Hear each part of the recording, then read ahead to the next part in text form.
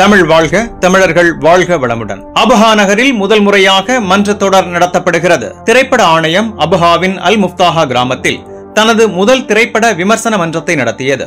நவம்பரில் ரியாதில் நடைபெறும் சர்வதேச திரைப்பட விமர்சன மாநாட்டுடன் முடியும் இந்த தொடர் சவுதி கலாச்சார அடையாளத்தை மேம்படுத்தும் உத்தியின் ஒரு பகுதியாகும்.